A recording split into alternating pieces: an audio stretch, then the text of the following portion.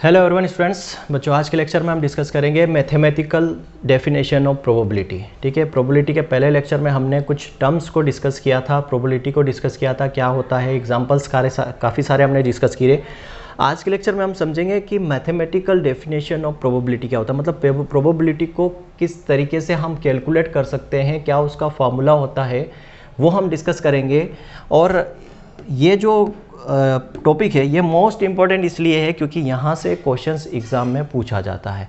चाहे subjective exam हो, आपकी सेमेस्टर एग्ज़ाम हो, ये क्वेश्चन 5 to 6 मार्क्स में आता है। चाहे कोई इंट्रेंस एग्ज़ाम हो, जीआरएफ एग्ज़ाम हो, यहाँ से क्वेश्चंस आता ही आता है। तो यहाँ पे हम डिस्कस करेंगे मैथमेटिकल डेफिनेशन ऑफ प्रोबेबिलिटी। इसको और क्या कहा जाता है, तो इसको समझ लीजिए। इसको और क्या कहा जाता है मैथमेटिकल डेफिनेशंस को, इसको क्लासिकल डेफिनेशन भी कहा जाता है, क्लासिकल डेफिनेशन भी कहा जाता है, और प्योरी डेफिनेशन ऑफ प्रोबेबिलिटी भी कहा जाता है। क्लियर है। यहाँ पे हम और स्टडी क्या करेंगे, इसकी प्रॉपर्टीज़ भी पढ़ेंगे, ये क्या इसकी प्रॉपर्टीज़ होती है। सेकंड, इसकी लिमिटेशंस क्या है वो भी हम डिस्कस करेंगे। ठीक है, इतना सारा हम इसके अंदर डिस्कस करेंगे। और ये जो है प्रॉपर एक क्वेश्चंस बनता है, what is the mathematical definition of probability and write their properties and limitations. Clear है।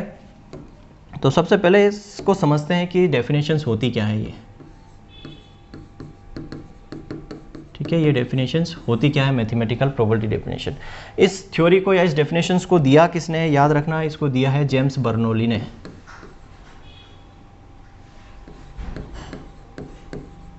जेम्स बर्नौली ने इसको दिया है, याद रखना। किस साइंटिस्ट ने दिया है, जेम्स बर्नौली ने मैथमेटिकल डेफिनेशन ऑफ क्लासिफिकेशन दिया है। क्लियर है। अब होता क्या है, मान लो एक छोटा सा एग्जांपल मैं लेता हूँ। आप एक कॉइन को टॉस करते हो। ठीक है, आप गेम्स खेलते हो, कई बार मैच खेलते हो, क्रिकेट मैच खेलते हो या कोई भी आप गेम्स खेलते हो तो टॉस करते हो कि पहले कौन बैटिंग करेगा।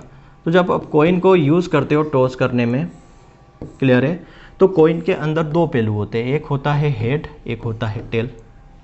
क्लियर, क्या होता है, एक होता है हेड और एक होता है टेल। मतलब मैं यह कह सकता हूँ कि पॉसिबिलिटीज़ कितनी है, मतलब अगर आप टॉस कर रहे हो, सिक्का उछाल रहे हो, किसी ने बोला हेड और किसी ने बोला टेल, तो यहाँ पे पॉसिबिलिटीज़ कितनी है, क्या आ सकता है, हेड भी आ सकता है, टेल भी आ सकता है। तो यहाँ पे टोटल पॉसिबिलिटीज़ कितनी है, तो मैं बोल सकता हूँ कि total number of possibilities, total number of possibilities कितनी है, टोटल नंबर ऑफ पॉसिबिलिटीज़ यहाँ पे है दो पॉसिबिलिटीज़ है। क्लियर।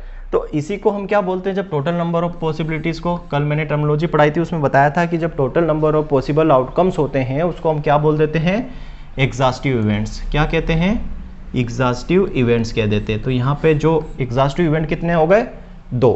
क्लियर है। आप एक कॉइन उछालते हो तो वहाँ पे दो पहलू होते हैं, वो दो ही क्या होते हैं, एग्जॉस्टिव इवेंट होते हैं। क्लियर, मतलब जितनी पॉसिबिलिटीज़ होती है उन सबको हम जोड़ दो तो उसको हम एग्जॉस्टिव इवेंट बोलते हैं। अब मान लो कि हेड आएगा, मान लो आपने किसी टॉस किया, टॉस करने पर क्या आ गया, हेड आ गया, तो हेड वहाँ पे क्या हो जाएगा, मान लो आपने टॉस किया और क्या आया, हेड आया, तो ये हेड क्या हो जाएगा, फेवरेबल इवेंट्स। मतलब कि आपने कॉइन उछाला और उछालने के बाद हेड आ गया, तो वो हेड क्या हो गया, फेवर कर गया, मतलब कि क्या हो गया, फेवरेबल इवेंट जो हो गया हेड हो गया। तो अब मैं कह सकता हूँ कि इसकी प्रोबेबिलिटी क्या हो जाएगी, इसकी प्रोबेबिलिटी क्या हो जाएगी, तो मैं ये कह सकता हूँ कि जो टोटल पॉसिबल आउटकम्स थे उसमें से क्या आया, एक आ गया, एक आ गया मतलब हेड आ गया। अगर मैं इसको रेशियो में लिख दूँ तो वो प्रोबेबिलिटी हो जाएगी। मतलब क्या हो जाएगा, प्रोबेबिलिटी इक्वल टू क्या हो जाएगा, फेवरेबल इवेंट अपॉन में exhaustive event is called probability. मतलब मैं कह सकता हूँ क्या आया, फेवर कितना किया, एक ही आएगा हेड, कितने में से आया, 2 में से, तो प्रोबेबिलिटी क्या हो गई, 1/2। तो ये डेफिनेशन यही है। अब मैं डेफिनेशंस को थोड़ा सा क्लियर करता हूँ। देखो, ठीक है, तो यहाँ पे क्या होगा, माना कि कोई एक एक्सपेरिमेंट है, इफ ए रैंडम एक्सपेरिमेंट, कोई एक एक्सपेरिमेंट आपने कंडक्ट किया, वही समझ लो कि आप गेम खेल रहे हो, मैच अपना शुरू होने वाला है, तो वहाँ पे आप क्या कर रहे हो, टॉस कर रहे हो, एक एक्सपेरिमेंट कर रहे हो कि भाई कौन पहले बैटिंग करेगा, कौन बाद में बैटिंग करेगा। तो एक जो है यहाँ पे आपने रैंडम एक्सपेरिमेंट कंडक्ट किया, उसमें क्या था, एन जो वो क्या थे, एग्जॉस्टिव नंबर ऑफ केसेस या एग्जॉस्टिव इवेंट्स थे। मतलब वही मैंने बोला कि एक कॉइन को उछाला तो उसमें टोटल पॉसिबिलिटीज़ कितनी, 2 होती है। तो टोटल पॉसिबल आउटकम्स कितने हो गए? 2। हेड आएगा या तो टेल आएगा, 2 ही पॉसिबिलिटीज है। तो यहाँ हमने बोल दिया कि एन जो है वो एग्जॉस्टिव इवेंट हो गए। अब मैंने बोला आउट ऑफ एन या आउट ऑफ विच, कि इन एन में से एम जो है वो क्या कर रहा है? फेवर कर रहा है। क्या कर रहा है? फेवर कर रहा है किसी इवेंट ई के लिए। मान लो कोई इवेंट, मतलब आप इवेंट क्या हो जाएगा, जैसे मान लो आप मैच खेल रहे हो तो वो आपका इवेंट हो गया। तो उस इवेंट के लिए एम जो है वो फेवर कर रहा है। मैंने क्या बोला कि आपने कॉइन उछाला, 2 पहलू है, 2 टोटल पॉसिबिलिटीज है, और आपका क्या आया वहाँ पे? हेड आ गया। किसके लिए? मैच के लिए। तो उस इवेंट की प्रोबेबिलिटी क्या होगी? मतलब हम बोलते हैं then probability P of that event is, तो उस इवेंट्स की प्रोबेबिलिटी क्या होगी? ठीक है, आपने कॉइन उछाला, 2 पहलू होते हैं उसमें, मतलब टोटल पॉसिबिलिटीज 2 हो गई, उसमें से हेड आ गया, मतलब हेड ने फेवर किया किसके लिए? मैच के लिए, उस इवेंट के लिए। तो उसकी प्रोबेबिलिटी क्या हुई? तो यहाँ पे प्रोबेबिलिटी क्या हुई? PE, मतलब प्रोबेबिलिटी ऑफ उस इवेंट E की क्या होगी? M/N, मतलब टोटल में से कितना आया? M आया। तो यहाँ क्या कह सकता हूँ? वही फेवरेबल इवेंट अपॉन में exhaustive event is called probability. और एग्जाम्पल समझ लीजिए, आपने स्टेट की एग्ज़ाम दी, ठीक है, आपका पेपर कितना था? 100 मार्क्स का। आपका जब रिजल्ट आया तो आपको कितने मिले? 80 मार्क्स। मतलब टोटल मार्क्स कितने थे? 100। आपने कितना फेवर किया? फेवर किया मतलब कि आपको कितने मार्क्स मिले? 80। तो आपका परसेंटेज क्या हो गया? 80%, या मैं लिखूँ 80/100, मतलब वही चीज़ हो गई कि टोटल आपके कितने थे? 100, आपने कितना फेवर किया? 80, तो प्रोबेबिलिटी क्या हो गई? 0.8। तो प्रोबेबिलिटी को हम किस में एक्सप्रेस करते हैं? प्रोबेबिलिटी को हम परसेंटेज में भी करते हैं, प्रोपोर्शन में करते हैं, रेशियो में करते हैं, और फ्रैक्शन पॉइंट में भी करते हैं। तो किसी भी तरीके से आप समझ लीजिए। तो यहाँ पे आपको क्या समझना है कि कितना फेवर कर रहा है और टोटल कितना है, बस उसका रेशियो ही प्रोबेबिलिटी होता है। तो इसी को हम क्या बोलते हैं? Mathematical definition of probability. ये तो हो गया क्या कि कोई इवेंट फेवर कर रहा है। अब मान लो कि कोई इवेंट नहीं फेवर कर रहा है। मान लो, अब जैसे मान लो आपने कॉइन को उछाला तो हेड आ गया, तो क्या नहीं आया? टेल नहीं आया। तो वो नहीं आया तो उसकी प्रोबेबिलिटी क्या होगी, उसको समझिए। अब मैं यहाँ पे बोलूँगा probability of non happening events.